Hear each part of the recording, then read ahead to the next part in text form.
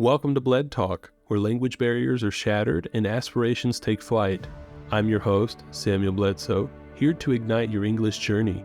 Each week, join us for captivating conversations between native speakers, unraveling the secrets of vocabulary and expressions through authentic stories and natural dialogue. Let's empower your language skills and embrace the power of communication. Let's dive into today's episode. Hello, everybody. Welcome to Bled Talk. Here we have a very special guest today. We have Jackie from Ask Jackie, and she has so many great things to tell us, and she has a lot of great content on YouTube, Instagram, and all of the platforms. And I'm very excited for our conversation today. So we're just going to jump right into it. So Jackie, tell us a little bit about you. Tell us about where you're from and kind of your story. Yeah. Well, first of all, Sam, thank you for having me. I'm super excited to be speaking with you on your podcast as well. So I'm from Chicago originally. I lived there the first 29 years of my life.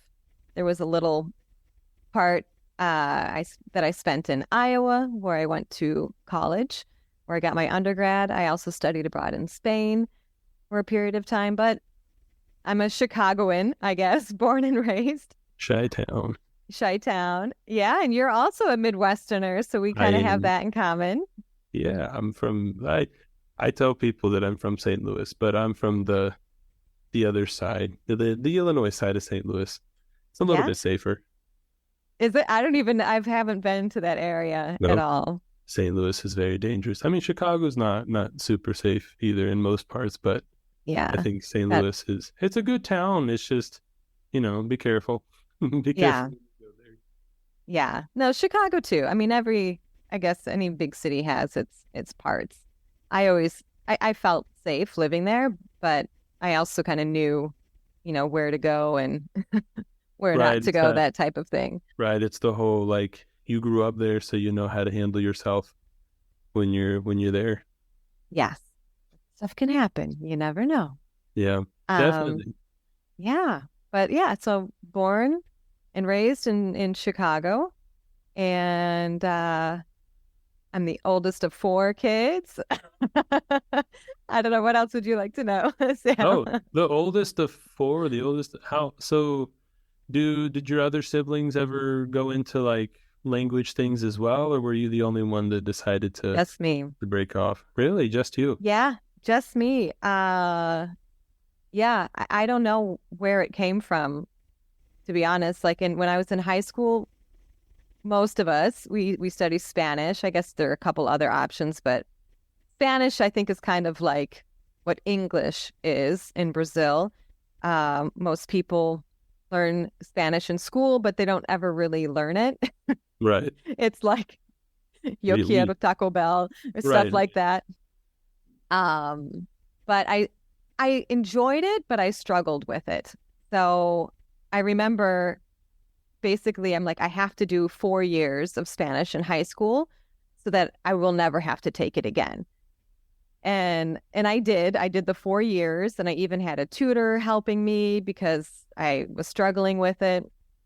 And then when I went to college, they had, like, at the orientation, they do like testing.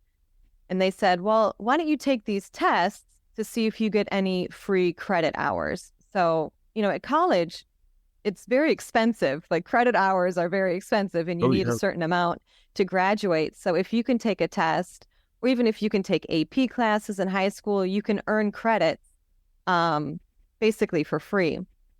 So I took this placement test, and they put me in, I don't know, I think it was like upper intermediate or some intermediate level Spanish. They said, well, if you take one more semester, you will earn, I think it was, 8 credit hours of Spanish. And I was like, oh man, I have to do another semester. I thought I would be done. And it was at 7:30 in the morning, Monday through Friday, which for people who are in college is a big adjustment. I wasn't thinking that would be difficult for whatever reason, but I took that class and everything changed for me. Like I fell in love with Spanish because my teacher was so excited and so much fun. And I think it finally began to click. I was actually able to understand and communicate a little bit. And that just kind of set me on a completely different path where I decided, wow, I really want to pursue Spanish. And then I studied abroad in Spain and I actually taught Spanish for a little while. And I volunteered teaching English to Spanish speakers. And then I think that was kind of like, looking back, like those little signs that happened to be like, well, maybe, languages, this is something that Right. that you should pursue more of. That's cool. But then that leads me to have another question of so if Spanish was such a big part, why are you so well known for teaching English to Portuguese speakers?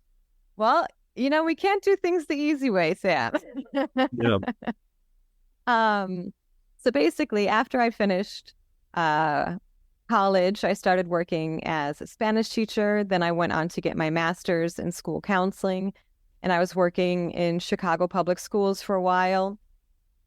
And it was one of those experiences where you feel like you kind of go through all the steps. You get your degree, you get your job, you get your master's degree, you get the quote unquote better job. And I just felt like it was sucking the life out of me. I was in my 20s and I just remember like looking around at my coworkers and a lot of people were just counting down the years to their retirement. And I found myself, at 27 years old, 28 years old, wishing away the year for summer break or wishing away the time to be able to like go on vacation. And I just didn't like feeling like that. And a friend of mine, one of my best friends, she, for whatever reason, she really loved Brazil and she had traveled to Brazil and she suggested to me, she's like, why don't we go to Brazil for Carnival? And I was like, okay. And then before our trip, we found a small school in Chicago. It was called Brazil in Chicago. And she and I, and then another friend of ours, we decided to take some beginning Portuguese lessons just so that we would be able to communicate a little bit during our trip. And I loved the school. I loved the teacher. It literally was just, I don't know, I think I was like reigniting this passion of mine for learning other languages and just meeting other people from, to learn Portuguese, first of all, in Chicago. It's not a common language. I don't think it's common anywhere, really. Well, here in Orlando, it is. Well, that's good because but I always tell people, the first episode, we talked a lot about the best states to learn English. And I always tell people that the Midwest is the best because nobody wants to go to the Midwest. And so it's only people who speak English. And the same thing happens with language schools. I here in Brazil, you drive down the street, there's an English school on every street. Sometimes there's 2 or 3. Whereas, St. Louis, you drive down the street and you will never see any type of language school. Right. Maybe there's like a tutoring school and they tutor you in Spanish, but it's never, I don't think it's really ever been a big thing in a majority of the states. Yeah, absolutely. I mean, for me growing up, and it could be just the area that I lived in and Brazil not really being on my radar, but I didn't know anybody from Brazil. I knew nothing about it. If someone said oi or something, I would not know, oh, that's Portuguese. I had like zero contact with Brazil, with Brazilian Portuguese until I was, 28, 29 years old. And I decided to start taking some classes so that my friends and I could have a good time when we went to Rio for Carnival. And I think that just kind of planted a seed. Like this, I want more of this in my life. Whatever I'm doing, it's just not really exciting me. I remember feeling like I started out my career as like this bright light bulb. And I felt like I was just gradually getting dimmer and dimmer and dimmer. just from the environment and the stress and all that stuff, which I think a lot of people can relate to. But yeah, that is how I first went to Brazil and started learning Portuguese. And then after that trip, I decided, and my friend decided as well, we said, let's go back and let's go back, for maybe 6 months or a year. And we both left our jobs. We rented out our condos that we owned at the time in Chicago, and we decided to kind of go on a crazy adventure. Yeah, that's it's funny because those kind of choices, a lot of people probably told you you were crazy when Oh you yeah. did that. And but I think, I don't know, correct me if I'm wrong, but you probably didn't feel like you were doing something super crazy. Like you were like, "Oh, I'm doing what I want to do." But because when I came to marry my wife, if you listen like real quick, I had a stable job and I was being paid pretty well, and but I wanted to marry my wife, and we wanted to be together through the whole process. So I quit my job and I came to Brazil. I didn't have a job planned or anything, and my wife, as soon as we got married, she lost her job, and so we were two people that didn't have jobs, and it didn't really have a clear direction of anywhere to go. But to me, it just felt normal. I felt like I was making choices in my life, and that was it. But looking Yes. back, there was a lot of people who told me that I was insane, that I was making a lot of crazy choices that maybe weren't going to be good, that were going to give me Right. problems in the future. But um, that's awesome. I like Yeah. I like it. I like to hear that I'm not the only one that decided to make a bold choice and go somewhere, Yeah. something like that. And I think what's hard, and I do think, like looking back, when I first decided to just go and take a year off, um, there wasn't too much risk involved because to me, I could always come back. And a lot of my friends were supportive. Like, I don't think they were surprised because I think they knew that I always really wanted to do something like this. My family didn't understand it exactly, and I think they were more fearful, just kind of like they're afraid, like, oh, what if something happens to you and we don't know the language and, just Right. typical like Oh, parent fear, which yeah. I get. I'm a Like, parent. it's like, how can I help you if you're so far away? Exactly, exactly. And then I do think some people who don't understand it, who don't have that desire, um, for them it might just seem a little bit like crazy or reckless. But I do think most people kind of think, oh, that's cool. It's courageous, why not? Go do something different.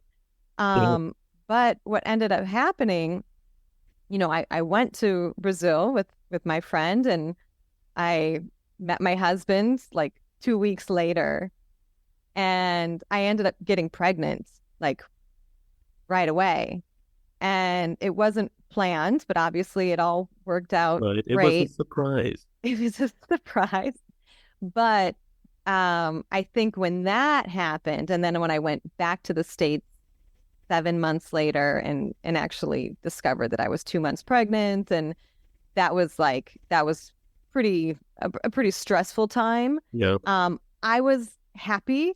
I always wanted to be a mom, so it was okay. Like it wasn't like, oh no, I never wanted this, and I was in love, and Right. Right. It was the Victor, my whole. husband at the time, he was thrilled too. So it wasn't like anything that we didn't want, but just like you said, he had just graduated college at the time, and he was working, making 800 reais a month plus a cesta básica, which was also new to me, like Right. I didn't know even what that was.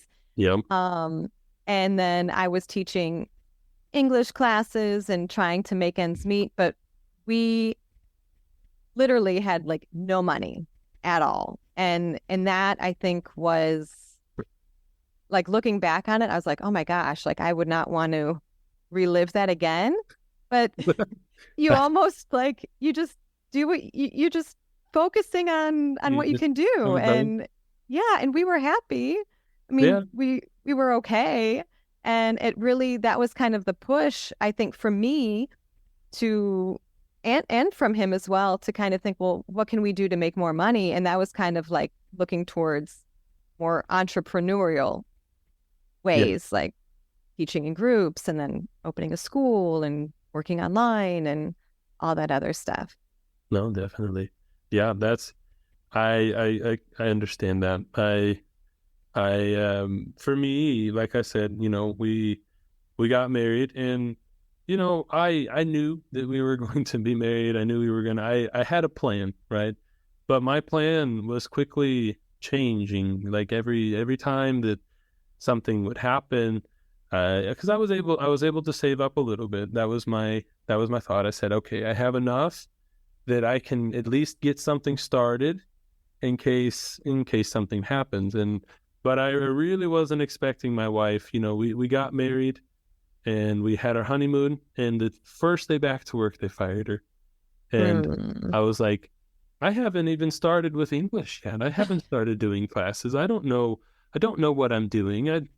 There's a lot of things that I wasn't prepared for.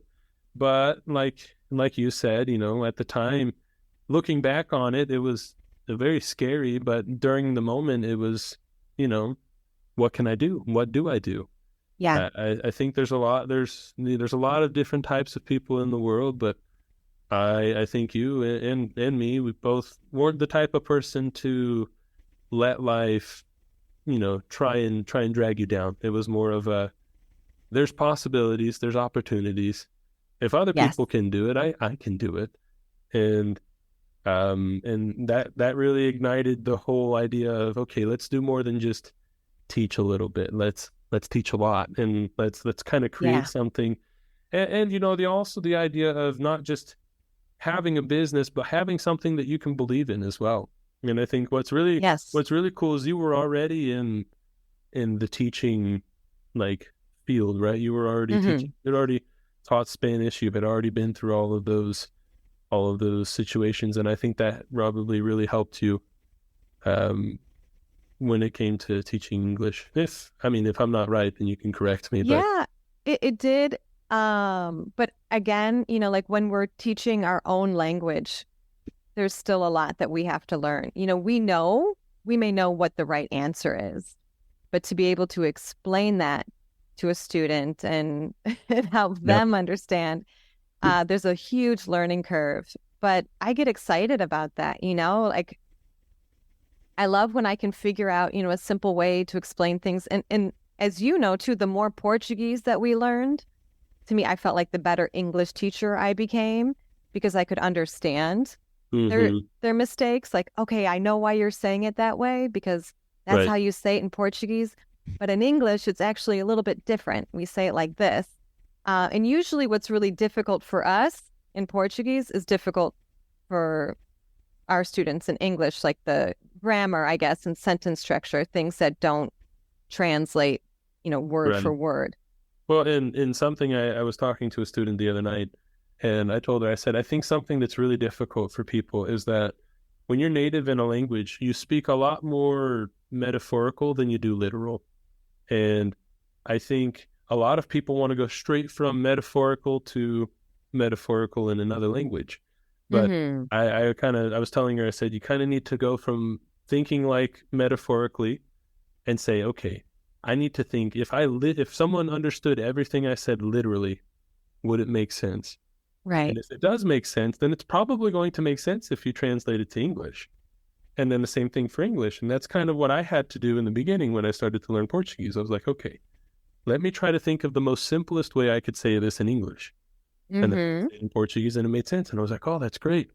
And then I would hear somebody else say it in, their native way. And I'd be like, okay, so I can change how I say this to this way. And for them, that makes sense. And so Right. you've taken care of the cross of what makes sense or what doesn't make sense. And it just really, I think it really helps. Like Yeah. the more the more you know about your own language, and the more you know, the more you can teach. The other one, you can help people explain. And I always say, create the bridge between the Yeah, two. They don't need to fight against each other. They need to connect. absolutely. Yeah, 100%. I Yeah. agree. And coming to Brazil, was it difficult to adapt to the culture? I always tell people that the food, everything, it's different. But like, how was it for you? For some people, it's great. Some people have difficulties. How was it adapting? So I think what helped me a lot is that it was something that I really wanted. So Mhm. what I've noticed in my experience living here in the US, living in Europe, or living in Brazil, people adapt more easily when it's their choice to go to that place. So for me, it was my choice to go to Brazil. So even though there were some really difficult moments, like there were times when I felt really unsafe because I couldn't speak the language and I was living in Sao Paulo at first. I was taking public transportation everywhere. I was lost like every single day.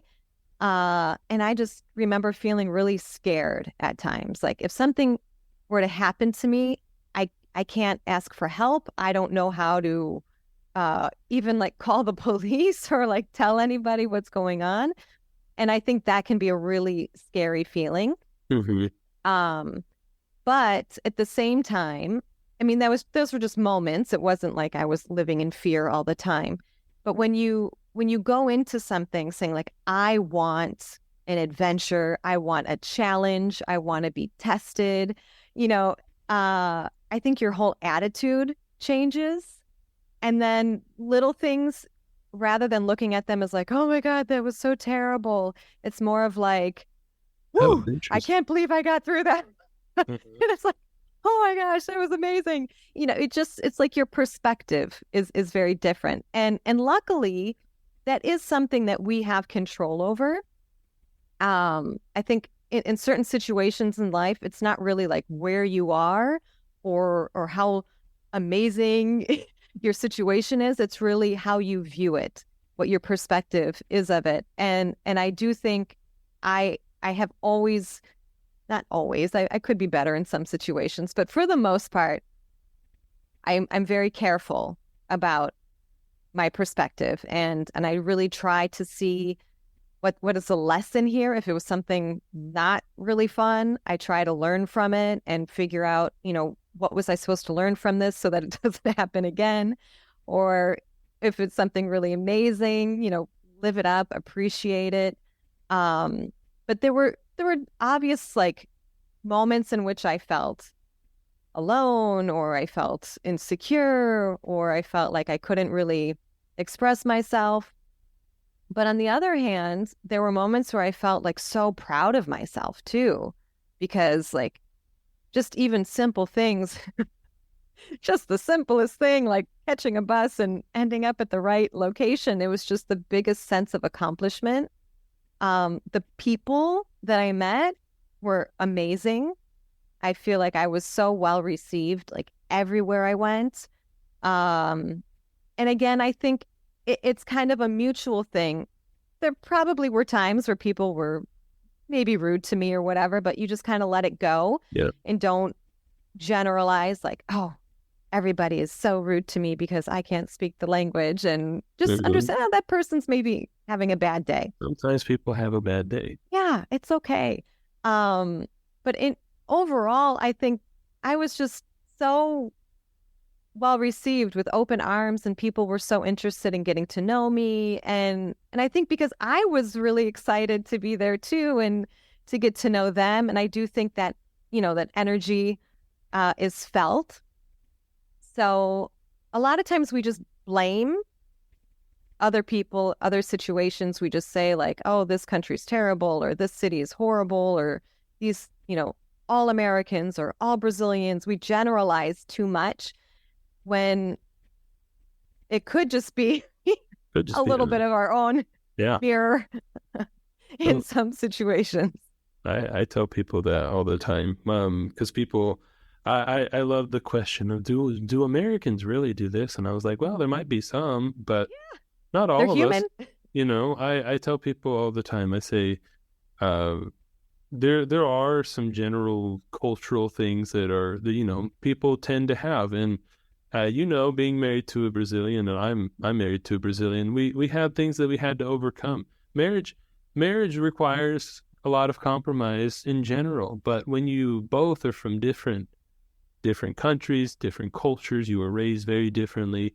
There's a lot of things that sometimes the answer is simply, that's just, I never thought of it that way. Or, Yeah. you don't understand why people do things the way that they do. But as soon as you realize that cultures are different, then that makes it easier. Yes. Now there's a lot of things that I used to do that, for example, I always tell people here in Brazil, a lot of times, if you tell someone or somebody sees you brushing your teeth and you use the kitchen sink to finish brushing your teeth, for example, they think that's gross. That's disgusting. You shouldn't do that. And most of my friends in the US have at some point had to use the kitchen sink, and we've never really thought anything of it. But Running water, yeah, drain. there's a sink, there's water, that's where you do it. And here, no, here there were people that would get really angry about it. And at first I was like, "Oh, I don't understand why." But then after, I was like, their reasoning, though I may not agree, it's their reasoning. It's part of who they are. And it just as much as when you are in your own country and you expect somebody to kind of adapt to your country, you need to adapt to theirs. And so Exactly. I Yeah. tell people here in Brazil, there's things that are different, and you just need to. I always tell people, especially in English, I said, you don't have to understand, you just have to accept it. And in English, I mean, in culture, it's the same way. I think sometimes you don't need to understand why people do things, but you need to accept that they do, and respect that. Yes. Yeah. And I think we have to accept the things that maybe we just can't understand. But like what you said, rather than judge, I think our initial reaction is maybe to judge something like, well, that's just wrong, or Hmm. that's different, that's worse or better or whatever. It just observe, try to question it, try to understand it. And even if it's something you can't understand, it's like, okay, you know what? Oh, There's probably things I do people don't understand. yeah. No, We're all different.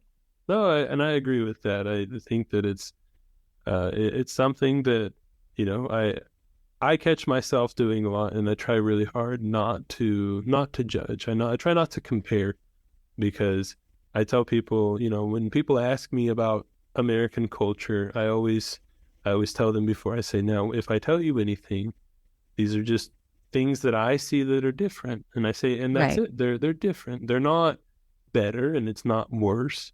Mm-hmm. It's simply different. And Yeah. and I think that as soon as we accept that people are different, the easier it is to get along with everybody. The easier it is to understand and maybe ask why. You can ask people. You could say, "Hey, in the U.S. we do this way, and I'm interested as to why you do that." And sometimes they give you an answer. Sometimes you can understand a little Yeah. bit, because it is Yeah. it is frustrating when you don't understand why. But Yes. but Yeah. I think it's very mature to just say, I don't need to understand now. Maybe I'll understand later.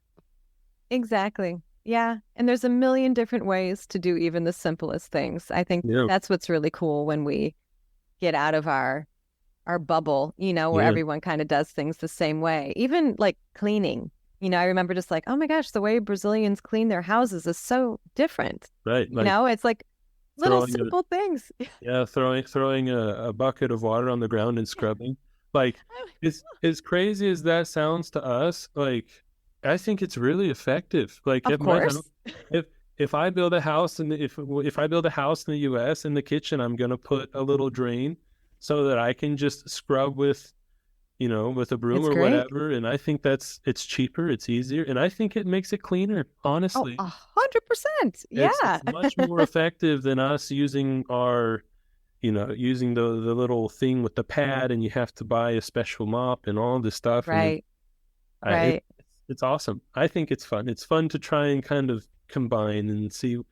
take what you think is better of both of them and kind of make your own personal culture. If that Yeah, I agree. Yeah, and I have a quick question for you before we end this Mm-hmm. part of our conversation. But how did Brazil? I guess we could say Brazil. We could say Spain as well, because you said you traveled out into Europe as well. But how has, I think the better way to explain it, how has leaving the country and living outside changed you? How do you Mm, think it's changed you as a person? Because um, I, me personally, I feel like a completely different person. I feel a lot better, and there's a lot of things I could say, but I want to hear from you how you yeah. feel it has changed you since before up until now. Wow. I mean, I think it changes whenever you leave your city, your country, your continent. It changes you a lot. Just because it just opens your eyes to so many different ways of living, ways of thinking. You just have all these different experiences that you wouldn't normally have. I know the first time, like when I first studied abroad in Spain, it was just this like, oh my gosh, like everything was so new and beautiful, and Europe is just amazing in general. When I went back to Chicago and then to Iowa, I felt really like kind of out of place a little bit. Like I had these experiences that nobody else here can relate to, and I was super excited about it and wanted to share about it, and people were excited, but it just wasn't anything that they could even relate to. So I know I felt a little bit off for a while. But now I think it's almost like there's like different parts of us, and I think it makes us just have all these different sides, different parts of us.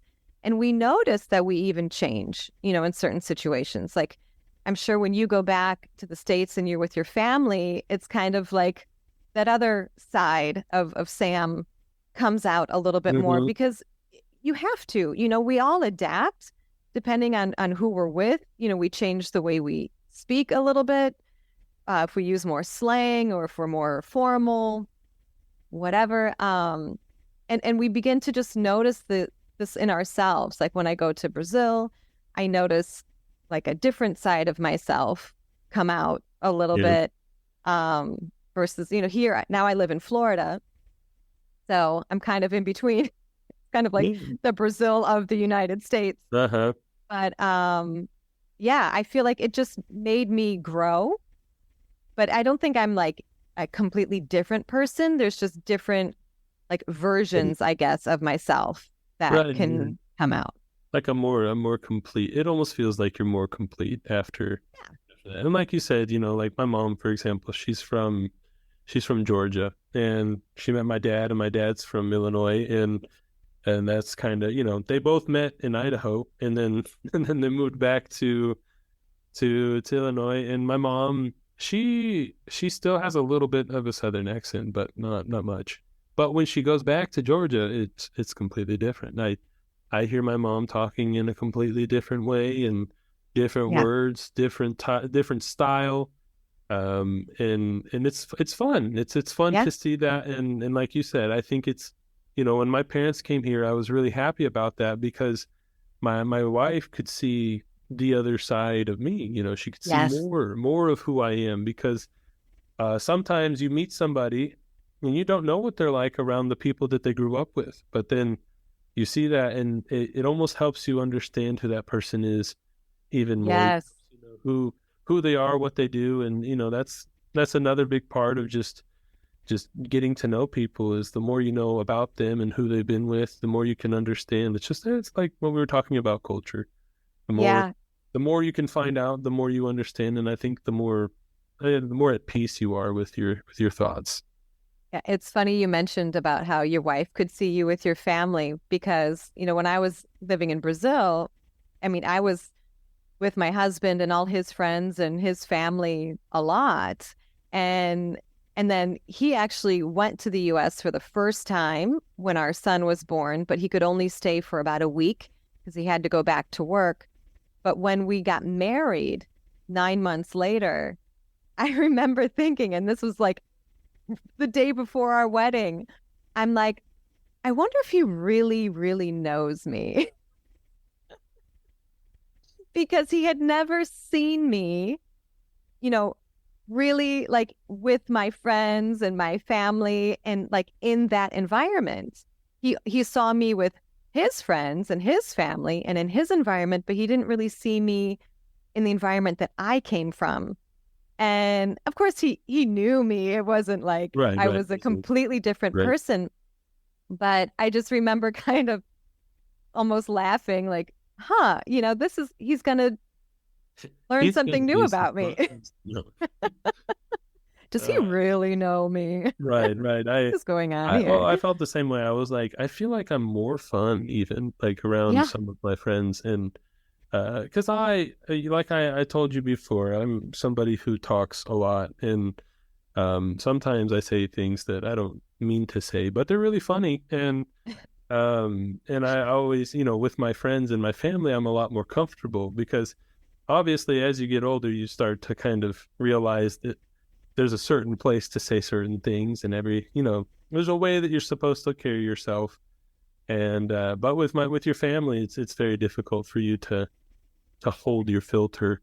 Hmm. And I always thought that I hope that my wife likes it, and I hope that she likes my family, because my family is very different. They're not super. I guess the word would be like uptight. They're very relaxed, and they're different. They're very different from her family as well. Yeah. And because like her family is very traditional, very modest. They don't say anything that could be taken as somewhat dirty. This is not allowed. But my Okay. family is completely 100% opposite.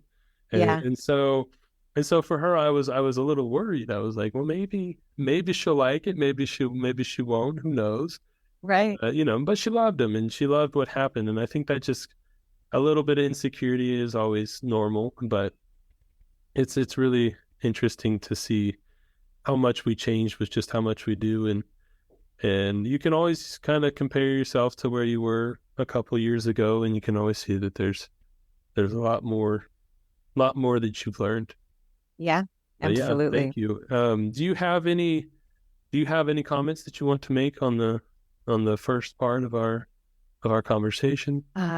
No, I mean, I think I think we covered a lot of interesting stuff, and I think it's great. I think we're in a good spot to end here and continue on with the next part. Yeah, definitely. Thank you everybody for listening, and we hope that you enjoyed our conversation. Remember that if you have any questions, you can always send those questions to me, and you can send them to Jackie as well. Find us on all of our social media platforms, and we'll answer you as quickly as we can. Have a wonderful day or a wonderful night where you are, and stay safe, and we'll see you next time on Bled Talk. Bye.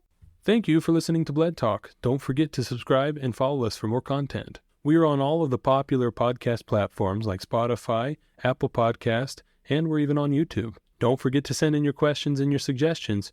Thank you once again, and have a great day.